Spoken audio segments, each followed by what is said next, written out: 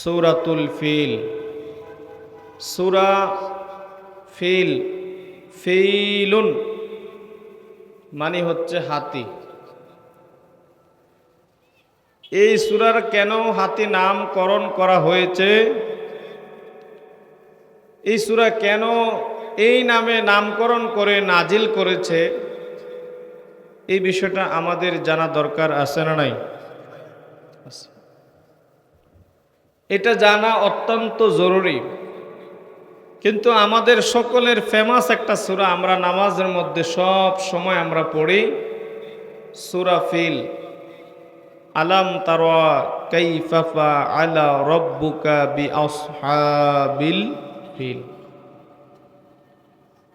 আলাম ইয়াজআল কাইদাহুম ফি তাদলিল ওয়া আরসালা আলাইহিম তায়রান আবাবিল তারমিহিম বিহিজারাতিম মিন সিজ্জিল ফাজআলাহুম কাআসফিম মাকুল। আল্লাহ বলছেন, আমার রাসূলকে বললেন, আলাম তারা কাইফা ফাআলা রাব্বুকা বিআসহাবিল ফিল। ইয়া রাসূলুল্লাহ, হে আমার প্রিয় বন্ধু, আপনি কি দেখেন নাই আমি হস্তি বাহিনীর হাতি বাহিনীর অবস্থা কি করেছি? আলাম ইয়াজআল কাইদাহুম ফি তাদলিল। ইয়া রাসূলুল্লাহ, ইয়া হাবিবাল্লাহ, মাহবুব, আমি কি তাদের যত প্রকারের চক্রান্ত ছিল আমি কি সেগুলা ধ্বংস করে দেই নাই? আমার রাসূলকে বলতেছেন, দেই নাই। ওয়া আরসালা আলাইহিম তায়রান আবাবিল। আমি দলে দলে যাকে যাকে পাখি প্রেরণ করেছি। তৈরন আবাবিল, তৈরন মানে হচ্ছে ফাঁকি। তারমিহিম বিহিজারাতিম মিন সিজ্জিল। আমি ওই হাতি বাহিনীর উপর ফাঁকির দ্বারা কঙ্কর ফাতক নিক্ষেপ করেছি, আপনি কি দেখেন নাই? ফাজআলাহুম কাআসফিম মাকুল। এবং তাদের হস্তি বাহিনীর সাথে যত তাদের সৈন্য ছিল সমস্ত তাদের এই হস্তি বাহিনী সহ ওই কাফের বাহিনীকে আমি কি মাটির সঙ্গে মিশিয়ে দেই নাই? আপনি কি ইয়া রাসূলুল্লাহ দেখেন না? আমার রাসূলকে আমার আল্লাহ বলতেছেন, আপনি কি দেখেন না? আল্লাহ বললেন, ইয়া রাসূলুল্লাহ, আপনি কি দেখেন না? অথচ এই যে হস্তি বাহিনীর ঘটনা ছিল 570 খ্রিস্টাব্দে, মক্কার জমিনের ঘটনা, তখনও কিন্তু আমার নবীজি দুনিয়াতে আসেন নাই। আমার নবীজি হস্তি বাহিনীর ঘটনা, কাবা ধ্বংস করার ঘটনার 1 মাস 20 দিন পরে, 50 দিন পরে আমার নবীজি দুনিয়ার জমিনে বেলাদাত হয়েছে। কিন্তু আমার আল্লাহ সূরা নাজিল করলেন মক্কার জমিনে হিজরত, মদিনায় হিজরতের পূর্বে, মদিনায় হিজরত করার পূর্বে আমার আল্লাহ নাজিল করলেন, আপনি কি দেখেন নাই? আপনি কি জানেন না? আপনি কি দেখেন নাই? বলেন তো, কেউ যদি মায়ের পেটের গর্ভদা মায়ের পেটের মধ্যে থাকে, তিনি কি দুনিয়ার কোনো কিছু দেখে? দেখে না। কিন্তু আমার আল্লাহ বলছে, ইয়া রাসূলুল্লাহ, আপনি দেখেন না? নবীজির জন্মের আগের ঘটনা আল্লাহ আমার রাসূলকে বললেন, আপনি কি দেখেন না? তাহলে বোঝা গেল মায়ের পেটে থাকা অবস্থায় আমার নবীজি দুনিয়ার যত ঘটনা আছে সমস্ত ঘটনা মায়ের পেট থেকে আমার নবীজি দেখেছেন। বলেন না সুবহানাল্লাহ। এবং আমার নবীজি সমস্ত ঘটনা, সমস্ত ইলম আমার আল্লাহ পাক আমার নবীকে জানিয়ে দিয়েছেন। হস্তি বাহিনীর ঘটনা আমার রাসূলকে জানাইলেন মাত্র 50 বছর পরে আমার রাসূলের প্রতি কোরআনের এই আয়াত নাজিল করলেন, সূরা নাজিল করে জানিয়ে দিলেন। কিন্তু 50 বছর আগের ঘটনা 50 বছর পরে আমার রাসূলকে জানাইলেন। তাও কোরআনের আয়াত নাজিলের মাধ্যমে, সূরা নাজিলের মাধ্যমে, যেই সূরার নাম দিয়েছেন ফিল, মক্কাবাসীদেরকে সাবধান করার জন্য, তাদেরকে জানিয়ে দেওয়ার জন্য। তারা যখন সবচেয়ে বেশি বাড়াবাড়ি করেছিল, তখন আমার রাসূলকে বলছেন, ইয়া রাসূলুল্লাহ, আপনি দুনিয়ার এই মক্কার কাফেরদেরকে জানিয়ে দেন, তাদের পূর্বে ওই সমস্ত কাফেরদেরকে আমি কি করেছি। মক্কার জমিনের পূর্ব নাম ছিল বাক্কা। আমার নবীজি এসে বাক্কা শরীফের নাম দিয়েছেন মক্কা শরীফ, মক্কা। ওই সময়ের মধ্যে বর্তমান ইয়েমেন দেশ, সৌদি আরব থেকে ইয়েমেন দেশের দূরত্ব হলো 1125 কিলোমিটার। তখন ওই ইয়েমেনের বাদশা ছিল বাদশা আব্রাহা, যেটাকে বলা হয়তো আবিসিনিয়া। আবিসিনিয়া তথা ইয়েমেনের বাদশা ছিল বাদশা আব্রাহার বাদশা ছিল, আব্রাহার বাদশা ছিল একজন ইহুদি। মক্কার জমিনে পবিত্র কাবা শরীফ, হযরতে ঈসা নবীর উম্মত যারা রয়েছে মুসলমান, তারা প্রতি বছর যখন আসতো, তখন সমস্ত ঈসা নবীর উম্মতেরা নবীজির দাদা আব্দুল মুত্তালিব সহ মক্কার সমস্ত যারা আল্লাহকে বিশ্বাস করত, তারা বছর একবার তারা তাওয়াফ করত, তারা জিয়ারত করার জন্য আসতো। বাদশা আব্রাহা ছিল ইহুদি। সে সমস্ত মানুষদেরকে আহ্বান করলো ইহুদি ধর্মে। তারা ইয়েমেন দেশের মধ্যে সে একটা কাবা তৈরি করবে, সেখানে হজ করার জন্য তাদেরকে আবেদন জানাইলো। কেউ সাড়া দিল না। বছর যখন চলে আসে, হজের সময় যখন চলে আসে, তখন সবাই চলে যায় মক্কার জমিনে কাবা শরীফ, সবাই তাওয়াফ করে। বাদশা আব্রাহার সাড়া কেউ দিল না। বাদশা আব্রাহার সাড়া কেউ দিল না।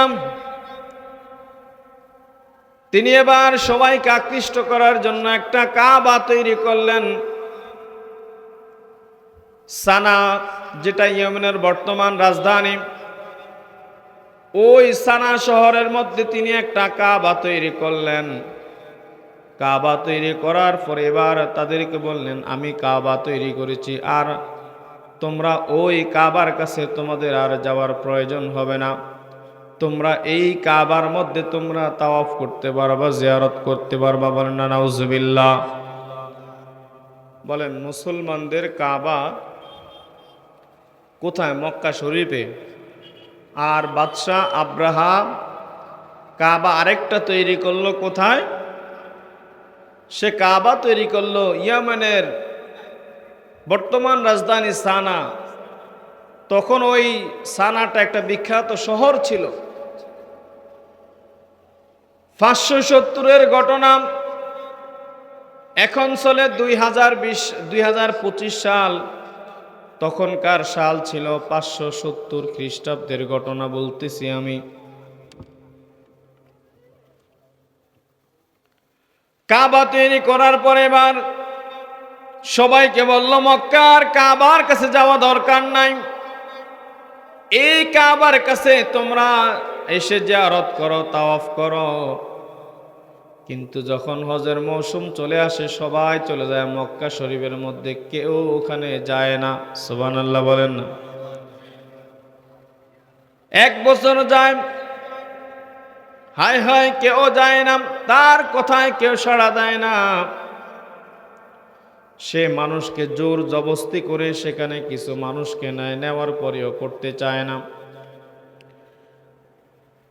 কিছুদিন পরে সে ঘোষণা দিল, যদি তোমরা না আসো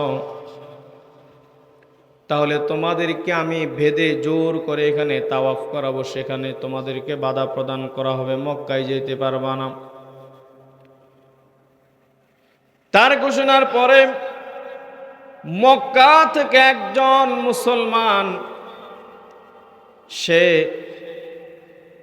ওই ইয়েমেনের সানা বাদশাহ আব্রাহার যে কাবা শরীফ ছিল, ওই কাবা শরীফের মধ্যে গিয়া তাওয়াফের নাম করে রাতের বেলায় ভিতরে ঢুকে সুন্দরভাবে পায়খানা করে দিল। সুবহানাল্লাহ বলেন। কার কাবায়? ওই বাদশাহ আব্রাহার যে তৈরি করা যে কাবা, সে কাবার ভিতরে সে পায়খানা করে দিল। পরের দিন সকালবেলা যখন তার অনুসারীরা গিয়ে দেখলো কাবার মধ্যে পায়খানা করা, অনেকগুলো ময়লা, এবার তার সঙ্গী সাথীরা সাঙ্গপাঙ্গরা বলল, বাদশাহ, তুমি যে কাবা তৈরি করেছ, তোমার কাবার ভিতরে তো কে জানি পায়খানা করে নোংরা করে দিয়েছে। সুবহানাল্লাহ বলেন না। বাচ্চা তো তেলে বেগুনে জ্বলে উঠল। হ্যাঁ, আমি এত কষ্ট করে কাবা তৈরি করলাম, আমার কাবার মধ্যে কে এমন ভাবে নোংরামি করতে পারল? নিশ্চয় এটা মুসলমানদের কাজ। নিশ্চয় এটা কার কাজ? মুসলমানদের কাজ। রাগে ক্ষোভে এবার তিনি ঘোষণা দিলেন, এটা নিশ্চয় মুসলমান ইমানদারের কাজ হবে, যারা ওই মক্কার কাবা শরীফ মানে আমার কাবা মানতে পারে নাই, তারাই হিংসা করে, তারাই এখানে পায়খানা করে আমার কাবাকে নোংরা করে দিয়েছে।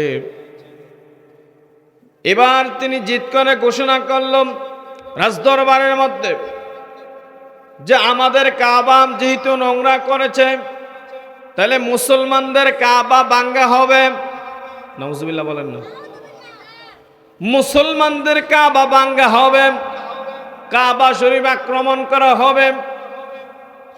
বর্তমান মক্কা শরীফ থেকে ইয়েমেনের সানা যেই তাদের যে নকল কাবা, তার দূরত্ব হলো 1125 মাইল। কত মাইল? 1125 মাইল। 1125 মাইল। তিনি ঘোষণা দিলেন, সৈন্য ঠিক করে নিলেন,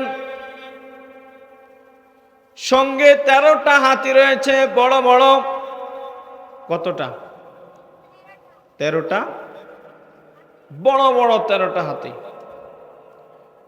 আরো হাতির মধ্যে তো সৈন্য আছে, আরো বিভিন্ন সরঞ্জাম যা যা দরকার ছিল সব কিছু নিয়ে এবার তারা ওই আবিসিনিয়া থেকে মক্কার দিকে তারা কাবা ভাঙ্গার জন্য তৈরি হলো। রওনা দিয়ে দিলাম। 13টা হাতির মধ্যে একটা হাতি সব চাইতে বড় হাতি ছিল, সেই হাতিটার নাম হলো মাহমুদ। নাম কি? মাহমুদ। মাহমুদ মানে প্রশংসা, প্রশংসিত, যার প্রশংসা করা হয়, যে গুণে ভালো, যার গুণ ভালো। ওই হাতিটা সব চাইতে বড় হওয়ার কারণে সে যেই কোনো কাজে পারদর্শী, তার গুণ ভালো, এই জন্য তার নাম দিয়েছে মাহমুদ। মাহমুদ হাতির নেতৃত্বে বাদশাহ আব্রাহার নেতৃত্বে ওই মাহমুদ হাতি সহ সমস্ত হাতিগুলো নিয়ে তার সৈন্যবাহিনী নিয়ে তারা রওনা দিল। হাতি দিয়ে আসতে আসতে যখন কাবা, সৌদি আরবের কাবার এরিয়ার কিছু আগে তারা যখন প্রবেশ করলো, প্রবেশ করার পরে যারা পথে মধ্যে যত ওট পায়, মানুষের ঘর বাড়ির যা কিছু আছে সব কিছু তারা লুণ্ঠন করে দখল করে। মানুষকে বাধা দিলে, মানুষ বাধা দিলে মানুষের উপর অত্যাচার করে, নির্যাতন করে। এমনি ভাবে তারা নির্যাতন করতে করতে মক্কার আশেপাশের সব মানুষের যত প্রকারের পশু পাখি এসে সব দখল করে ফেলল। দখলের মধ্যে রয়েছে আব্দুল মুত্তালিব, আমার নবীজির প্রিয় দাদা ছিল, নাম ছিল আব্দুল মুত্তালিব। আব্দুল মুত্তালিব ছিল পবিত্র কাবা শরীফের তৎকালীন মুতাওয়াল্লি। সুবহানাল্লাহ বলেন না, তৎকালীন মুতাওয়াল্লি। তো ওই সময় আব্দুল মুত্তালিব নবীজির দাদা তাওয়াফ করতেন, মক্কার সমস্ত লোকেরা তাওয়াফ করতেন। তারা তো ওই ইয়েমেনের নকল বাদশার যে নকল কাবা, সেখানে তো তারা তাওয়াফ করতেন না। যাদের জায়গা, যারা জায়গা দেয় তারা অটোমেটিক মুতাওয়াল্লি হয়ে যায়, এটা শরীয়তের বিধান। আমাদের গ্রামগঞ্জে যাদের জায়গার মধ্যে মসজিদ হয় তারা কি হয়, ঈদগাহ হয়। তারা কি ঈদগাহ হইলে সেখানে যারা জায়গাদাতা তারা মুতাওয়াল্লি হয়। আবার মূল মুতাওয়াল্লি যখন মারা যায় তখন আবার তার সন্তান বা তার স্থলাভিষিক্ত তার বংশ থেকে আবার মুতাওয়াল্লি হয়। এটা সিস্টেম। যেমন আমাদের মডেল মসজিদের মুতাওয়াল্লি সরকারি, যদিও নিয়মে কোনো মুতাওয়াল্লির কমিটি নাই, কমিটি আছে কিন্তু মুতাওয়াল্লির পদ নাই। কিন্তু শরীয়তে মডেল মসজিদের মুতাওয়াল্লি যিনি জায়গা দিয়েছেন, কথা আমার বুঝতে পেরেছেন? শরীয়তে মুতাওয়াল্লি যিনি মডেল মসজিদের জায়গা দিয়েছেন আলহাজ রফিকুল ইসলাম।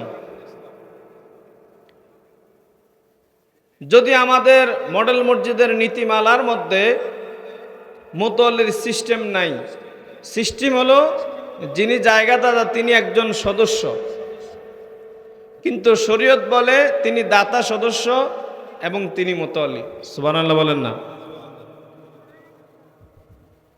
তো আব্দুল মুত্তালিব নবীজির দাদা, তিনি মুতাওয়াল্লি ছিলেন। নবীজির দাদা আব্দুল মুত্তালিবেরও 200 উট তারা নিয়ে গেল, উটগুলি তারা নিয়ে গেল।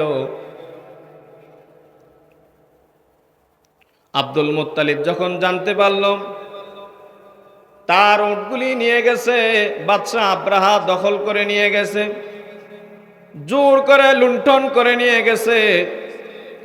এবার সন্ধ্যাবেলায় যখন দেখে তার বাড়ির মধ্যে আর উটগুলি আসে না, এবার বাদশা আব্রাহা পথের মধ্যে যে একটা তাঁবু গেড়েছেন ওই তাঁবুর মধ্যে গেল, যা বলল বাদশা আব্রাহা, বলে কি, বলে আমি তোমার কাছে আসলাম, তুমি নাকি আমার উটগুলি নিয়ে এসেছ। বলে হ্যাঁ, তোমার উট আমি নিয়ে এসেছি, তোমার উটগুলি আমি নিয়ে এসেছি। কয় আমরা তো তোমার কাবা ভাঙ্গার জন্য আমরা হাতি বাহিনী নিয়ে এসেছি, আমরা রাত্রি এখানে যাপন করব, পরের দিন সকালবেলা আমরা কাবা ধ্বংস করার জন্য যাব। তুমি সেই কাবার মুতাওয়াল্লি, তোমার মেমোরির মধ্যে কি একটু চিন্তাও নাই? তুমি আসছো উটের খোঁজে আর আমরা যাচ্ছি তোমার কাবা ভাঙ্গার জন্য। আব্দুল মুত্তালিব এবার ডাক দিয়া বলতেছে, আব্রাহা তুমি আমার উট নিয়েছ, উটের মালিক হচ্ছে আমি, আর মসজিদে যেই হারাম কাবা শরীফের মালিক হচ্ছে আল্লাহ। সুতরাং আমি আমার উটের মালিক হিসেবে আমি এখানে এসেছি আমার উটকে রক্ষা করার জন্য, উটকে নেওয়ার জন্য। আর কাবার মালিক হচ্ছে আল্লাহ। কাবার মালিক যদি আল্লাহ হয়ে থাকে, আল্লাহ মালিক হয়ে কাবাটা রক্ষা করার দায়িত্ব কার? আবিসিনিয়ার বাদশাহ আব্রাহা বলতেছে, কয় এটার দায়িত্ব আল্লাহর। আমিও জানি আল্লাহর, তুমিও জানো আল্লাহর। তাহলে তুমি আমার উট দিয়ে দাও, কাবা তুমি যখন ইচ্ছা তখন তুমি ভাঙো, আমার কোনো সমস্যা নাই। সুবহানাল্লাহ বলেন না। এটার নাম কি? বিশ্বাস। এটার নাম বিশ্বাস। যে আমার ওট আমি নিতে আসছি, আমার ওট দিয়ে দাও, কারণ এটা মুক্ত করার দায়িত্ব আমার। কাবার মালিক আল্লাহ, আল্লাহটা আল্লাহ মুক্ত করবে, সে বুঝবে। কত বড় বিশ্বাস ছিল। এখন তো আমরা বিশ্বাস করি না, একজন আরেকজনের বিশ্বাস করি, বলেন না। আমরা আমাদের সমাজের মধ্যে মানুষের প্রতি এখন বিশ্বাস কমে গেছে। কেন জানেন? প্রতারণা করার কারণে। প্রতারণা করার কারণে মানুষের প্রতি এখন বিশ্বাস নাই। মানুষকে এখন টাকা ধার হাওলাত দেয় না। টাকা চাইলে বলে নাই, হাওলত চাইলে যদি সুদে চায় তখন কয় আছে, সুপে সাপে বলে আছে, ঠিক কিনা? তখন বলে আছে। এই জন্য আমাদের সমাজের মধ্যে বিশ্বাস উঠে গেছে। না বিশ্বাস করি আমরা আল্লাহকে, না বিশ্বাস করি আমরা মানুষকে আমরা বিশ্বাস করি। যার কারণে আমাদের সমাজের মধ্যে এখন বিশ্বাস না করার কারণে আমাদের সমাজের মধ্যে যত রকমের অন্যায় অবিচার, মানুষ বিপদ আপদ, একজন বিপদে পড়লে কেউ কারাগারে রক্ষা করতে যায় না। এবার বাদশাহ আব্রাহা আশ্চর্য হয়ে গেলেন। আব্দুল মুত্তালিব বলল কি? এবার তিনি উটগুলি দিয়ে দিলেন। তিনি তার 200 উট নিয়ে তিনি এবার চলে গেল। পরের দিন সকালবেলায় যখন ভোর হয়ে গেল, তারা সেখানে রাত্রি যাপন করার পরে এবার তারা কাবার দিকে তারা ছুটছে হাতি নিয়া। আল্লাহুম্মা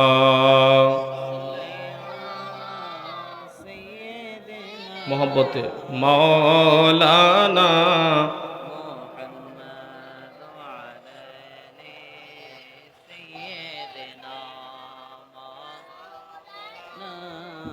মুহাম্মাদ আল্লাহুম্মা সাল্লি আলা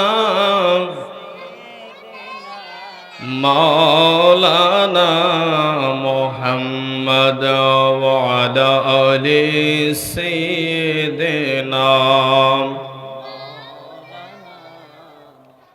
পরের দিন সকালবেলা যখন বাদশাহ আব্রাহা হাতিগুলি নিয়ে তার সৈন্যবাহিনী নিয়ে কাবার দিকে তারা চলতে লাগলেন। কাবার প্রায় কাছাকাছি চলে আসলো। আর ওই দিক থেকে রাতের বেলায় হযরত আব্দুল মুত্তালিব তার উটগুলি তার নির্দিষ্ট জায়গার মধ্যে খামারের মধ্যে রেখে এবার তিনি কাবার কোণের মধ্যে গিয়া বলল, আল্লাহ, আমি সেই আব্রাহাকে বলে এসেছি, কাবার মালিক তুমি। এই কাবা আগামীকালকে আক্রমণ করা হবে, কাবাকে রক্ষা করার দায়িত্ব তোমার, এটা আমি বলে এসেছি। আল্লাহ, আগামীকালকে বাদশাহ আব্রাহার হস্তি বাহিনীর থেকে তুমি তোমার কাবাকে রক্ষা করো। বলেন না সুবহানাল্লাহ। তিনি কাবার কোণের মধ্যে হাত তুলে দোয়া করলেন। দোয়া করে এবার তিনি চলে গেলেন। সমস্ত মানুষদেরকে বললেন, শোনো, আগামীকালকে ভোরবেলায় বাদশাহ আব্রাহা কাবা ধ্বংস করার জন্য আসবে, তোমরা সকলেই প্রস্তুত থাকো। সমস্ত আরবের মানুষেরা প্রতিহত করার জন্য প্রস্তুত রয়েছে। কিন্তু তারা যখন কাবার কাছাকাছি চলে আসলো, আল্লাহ পাক এইবার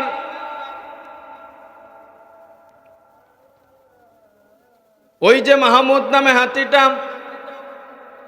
সে বসে পড়ল। সমস্ত হাতি হাঁটে, কিন্তু মাহমুদ হাতিটা হাঁটে না, সে বসার থেকে ওঠে না। যত প্রকারের মারে, কোনো মারায় কাজ হয় না, সে উঠেই না। যখন তাকে অন্যদিকে মুখ করে, তখন সে উঠে অন্যদিকে হাঁটা শুরু করে। আবার যখন মুখ ফিরায় কাবার দিকে, আবার সে বসে পড়ে। সুবহানাল্লাহ বলেন না। মাহমুদ হাতি উঠে না। যদি কাবার দিকে যাইতে চায়, এটা আরো উঠে না, সে হাঁটা শুরু করে।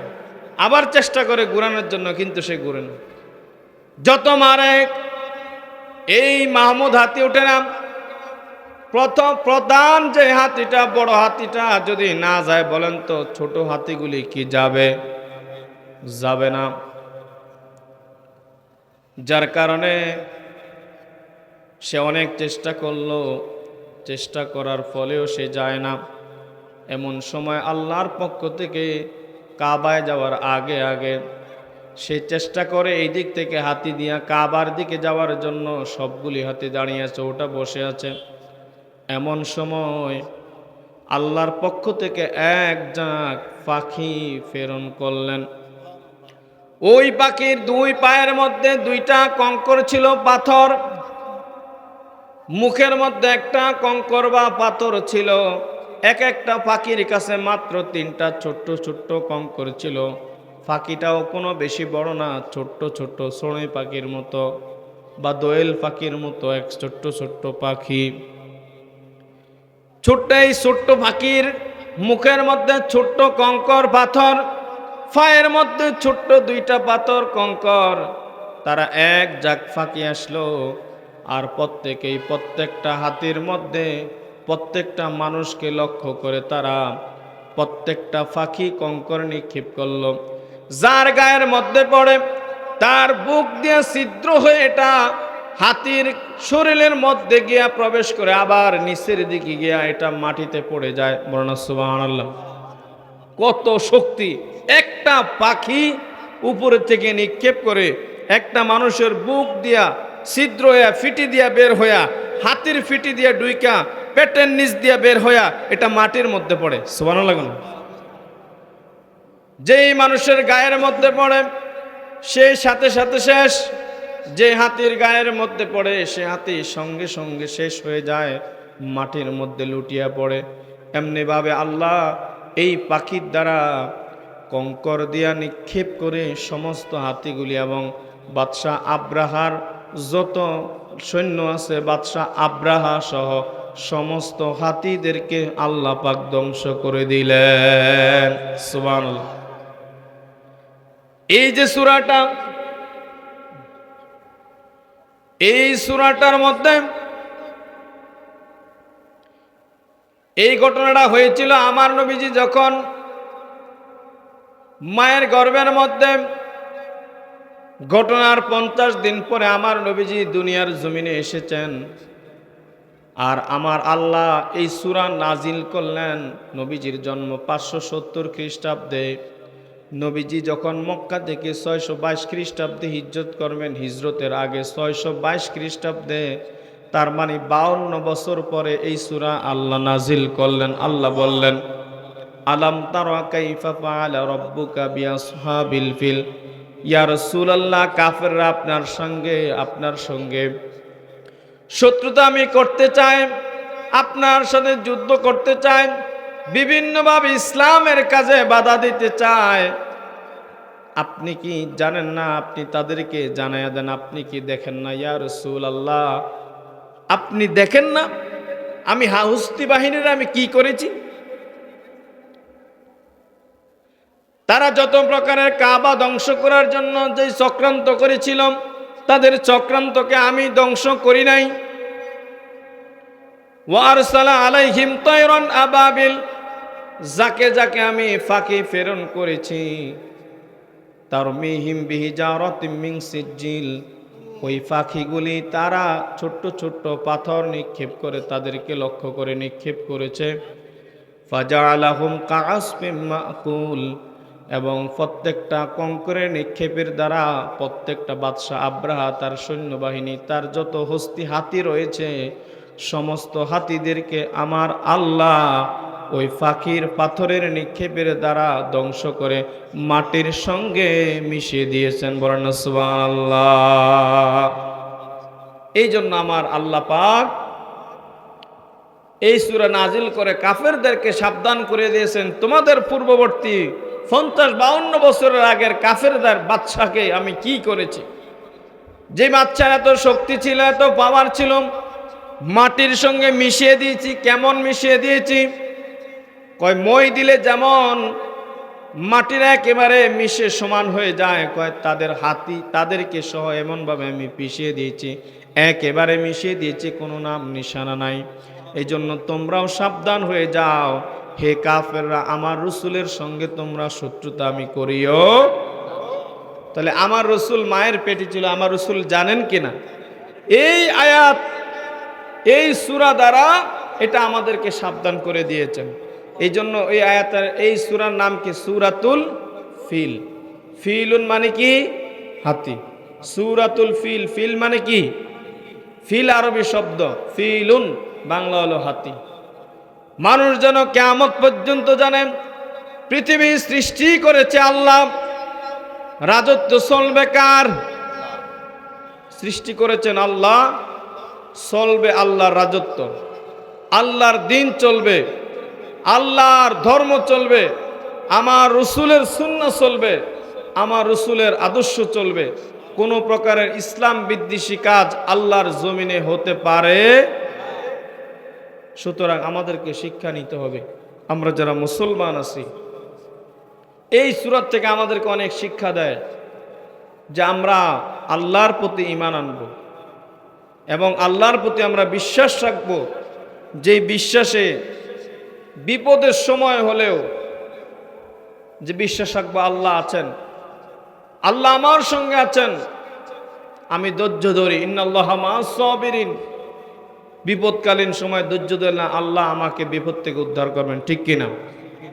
এই জন্য আল্লাহর প্রতি বিশ্বাস রাখতে হবে, তো রসুলের প্রতি বিশ্বাস রাখতে হবে, তো ইসলামের বিধিবিধানগুলি মানতে রাজি আসেননি। সামনে এই তার কয়দিন, সামনে রমজানের রোজা আসতেছে। রমজানের রোজা রাখবেননি? নিয়ত করেন, নিয়াতুল মুকমিনিনা খায়রুম মিন আমাল। মুমিনের নিয়ত হচ্ছে আমলের চাইতে উত্তম। সুবহানাল্লাহ বলেন। মুমিনের আমল নিয়তের চাইতে, আমলের চাইতে মুমিনের নিয়ত উত্তম। সুতরাং যদি আপনি নিয়ত করেন যে আমি আল্লাহ রোজা রাখবো, বিশ্বাস রাখেন আল্লাহ পাক আপনাকে সেই শক্তি দিবে। আপনি যদি এখন থেকে বলেন আমি অসুস্থ, পারবো কি পারবো না জানি না, আমার শরীরের কন্ডিশন খারাপ, এই যদি অবস্থা আপনার নিয়ত হয়, তাহলে আপনার সামনে নিয়তে গড়মিল থাকার কারণে আপনি বিপদে পড়ে যাবেন, আপনি রোজা রাখবেন না। কিন্তু এখন থেকে নিয়ত স্ট্রং করেন, আপনি রোজা রাখতে পারবেন। আপনি নিয়ত অনুযায়ী রোজা রাখবেন। এবং রমজানের রোজা রাখা এটা আমাদের ঈমানি দায়িত্ব, এটা আমাদের উপর ফরজ। 5টা স্তম্ভের একটা স্তম্ভ হচ্ছে রোজা রাখা, রোজার পবিত্রতা রক্ষা করা। আপনার সন্তান যদি ইয়ং বয়সের হয়ে থাকে, উপযুক্ত হয়ে থাকে, সে ছেলে হোক সে মেয়ে হোক, তাকে আদেশ দিবেন রোজা রাখার জন্য, তাকে আদেশ দিবেন অন্যায় কাজ থেকে বাঁচার জন্য, তাকে নিষেধ করবেন যে সমস্ত খারাপ কাজ, অশ্লীল কাজ থেকে হেফাজত করার জন্য। চুরি ডাকাতি থেকে যারা হেফাজত করে, হেফাজতে থাকে, ছিনতাইকারী থেকে যেন হেফাজত করে। সামনে রোজা আছে, এই রোজার মাধ্যমে যত প্রকারের অন্যায় অবিচার, যত ভুলভ্রান্তি আছে আল্লাহর কাছে ক্ষমা চান। আপনার সন্তানদেরকেও সঠিক লাইনের মধ্যে নিয়ে আসেন। দেখেন আজকে আপনার সন্তান আর আমার সন্তান বলেন, ভাই বলেন, আপনার মেয়ে, আজকে যে সমস্ত দেশের মধ্যে অত্যাচার, অনাচার, চুরি ডাকাতি, চিন্তায় রাহাজানি হচ্ছে না? এই আপনার মতো মুরব্বীর সন্তানরাই করছে, যারা আমাদের মতো ইয়ং বয়সে। এই জন্য আপনি যদি আপনার সন্তানকে সাবধান করেন, রাতের বেলা সে কোথায় যাচ্ছে, তার কি কাজ, যদি এই কথাগুলি আপনি খেয়াল করেন, তাহলে আপনি আপনার সন্তানটা খারাপ কাজ থেকে রক্ষা পাবে। রাতের বেলায় যেমন চুরি করে, ডাকাতি করে, চিন্তাই হয়, তেমনিভাবে রাতের বেলা মাদকের মাদক সাপ্লাই হয় বেশি। কথা বুঝতে পারছেন? আমার আর আপনার সন্তানরাই কিন্তু করছে, আমার মতো যুবকরাই করছে। ডাল ইয়াবা সাপ্লাই দিচ্ছে, গাঞ্জা সাপ্লাই দিচ্ছে। আমি গত কয়েকদিন আগে এই 16 তারিখ দেবপুর থেকে মাহফিল করে রাত্রে 2টা বাজে যখন আমার গ্রামে ঢুকছি, বাড়ির একটু কাছে আসার পরে আমি দেখি একটা সিএনজি, আমার সাথে আরেকজন ছিল। বললাম কে? বলল হুজুর আমরা